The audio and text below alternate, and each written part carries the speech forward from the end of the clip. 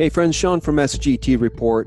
I have some local news footage that I want to show you that explains exactly why the alternative news media is so critical to the health of our republic.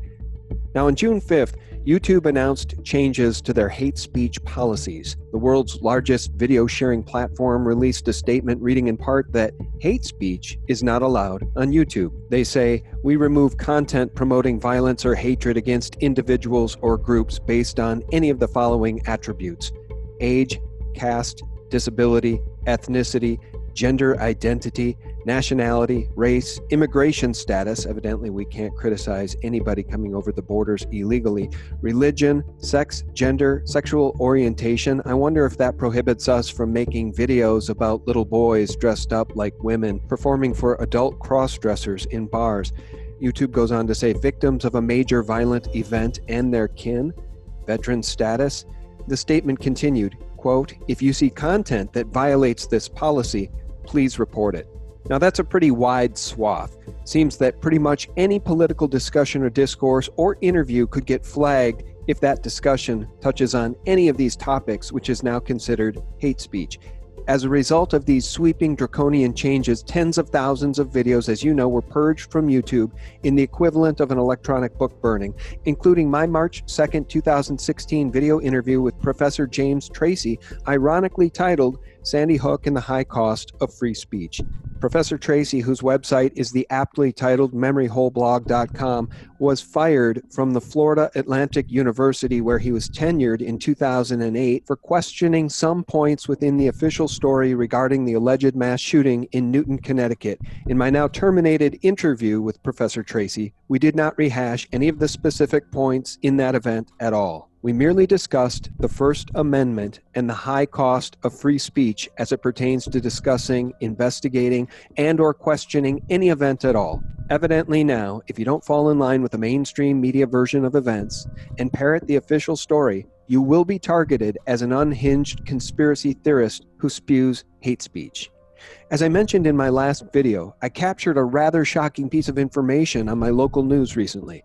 But before I play that clip, I want to read the rest of YouTube's hate speech policy change statement for you, because it explains why my interview with James Tracy was deleted by YouTube and why YouTube is now demanding that the alternative news media stop asking the questions that the establishment Mockingbird media won't. YouTube warns content producers, quote, "Don't post content on YouTube if the purpose of that content is to do one of the following." You can read them all for yourself. I just want to read the last one. Quote, "Deny that a well-documented violent event took place." End quote. YouTube has officially cited Sandy Hook and 9/11 as two such events, which leads me back to that clip I captured from my local Fox News affiliate. Listen very carefully to what eyewitness Ned Carlstorm had to say about the recent mass shooting in Virginia Beach. The suspect, and this will be the only time we will announce his name, is Dwayne Craddock. He was an engineer with Public Utilities. The suspect worked for the city for about 15 years and resigned Friday morning, hours before. Police say he entered the building with a security pass. He then shot at people on 3 different floors, killing 12 people, 11 city employees and a contractor. People were also injured, including a police officer. One employee came face to face with the gunman 3 times without getting shot. It seemed like he was part of a drill by the gun that he was carrying and the way he was walking. Investigators found a suppressor, several empty magazines, and 2 legally purchased handguns at the municipal building. That important, pertinent information from the eyewitness testimony provided by Ned Carlstorm was broadcast, but then completely ignored by the mainstream media. And that's where the alternative media comes in. Time and time again, after so many of these events, it is the alternative news media that follows up on eyewitness testimony and anomalies in these events. Listen to Ned Carlstorm one more time. It seemed like he was part of a drill by the gun that he was carrying and the way he was walking. It begs the question, was the alleged shooter Dwayne Craddock a participant in what he believed to be a drill? Why didn't this Fox News segment include any follow-up questions with Mr. Carlstorm?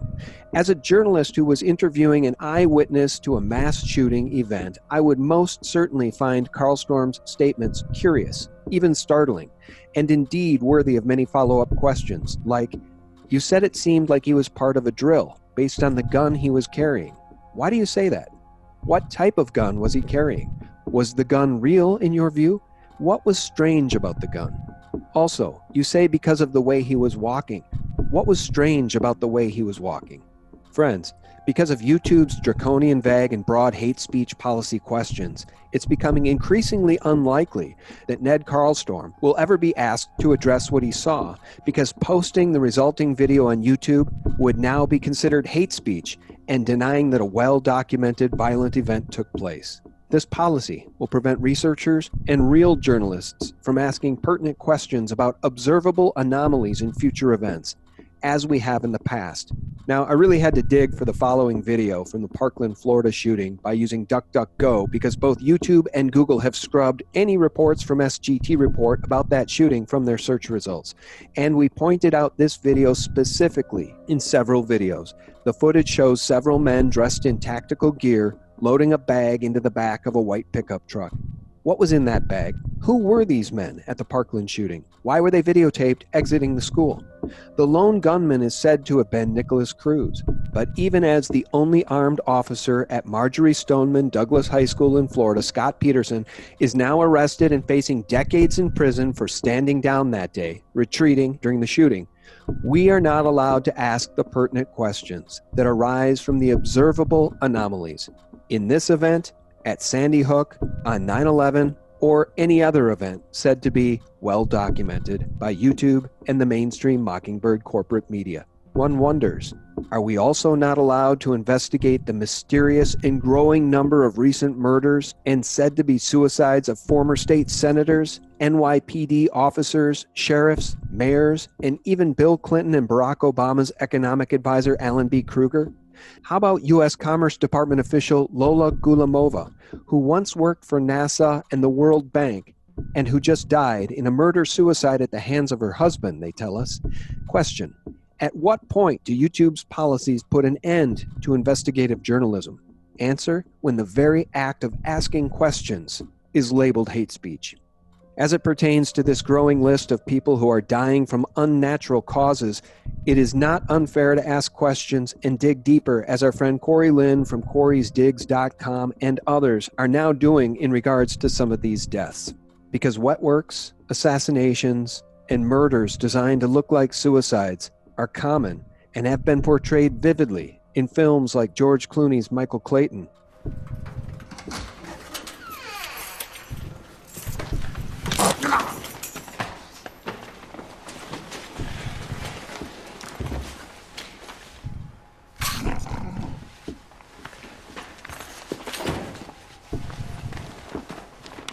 And The Bourne Legacy with Jeremy Renner.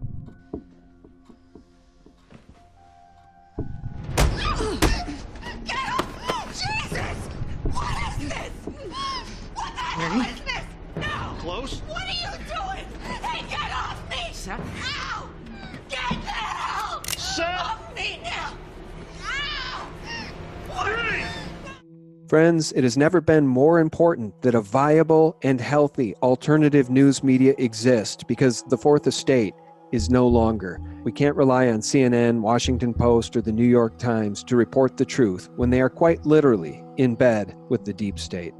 So thank you very much for your support. A shout out to our patrons, and a special thanks to those of you who have or will use the link below to download the Brave browser. It's more than twice as fast as Google's Chrome.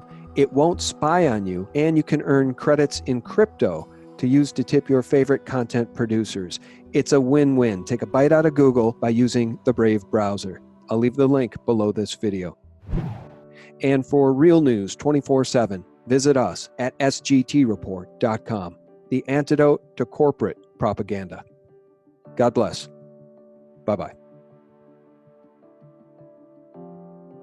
There are going to be indictments. There's going to be grand juries. John Brennan isn't going to need one lawyer. He's going to need 5.